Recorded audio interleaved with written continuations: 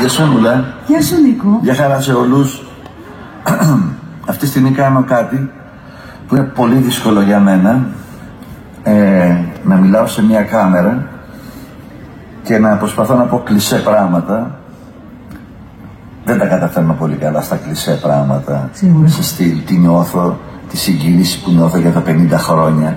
Εγώ αυτή τη συγκίνηση την ένιωσα των 50 χρόνων σου, των 50 χρόνων μας, πριν συμπληρωθούν τα πρώτα 50 λεπτά της νωριμίας μας, τότε που μπήκε στο σπίτι, μετά από τον πατέρα σου, εκείνο το ατσούμπαλο περπάτημα που μπήκε, θυμάμαι, μέσα, και είδα ένα τύπο περίεργο και πίσω ερχόσουνα εσύ και σε ερωτεύτηκα κεραυνοβόλα και θανατηφόρα και τα γιορτάζω από τότε τα 50 χρόνια αυτά εγώ, σαν καλός προφήτης που είμαι, γιατί είμαι προφήτης.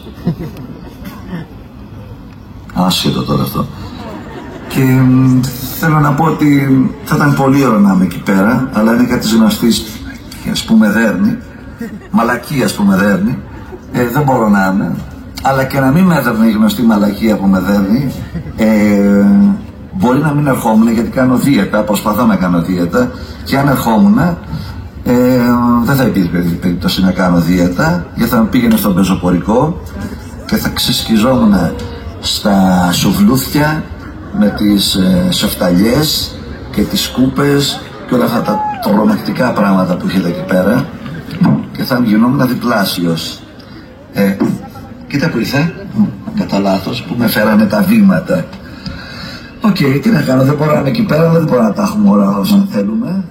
Άρα λοιπόν προσαρμοζόμαστε με αυτά που, ωραίος είναι, με αυτά που έχουμε, γιατί you can always get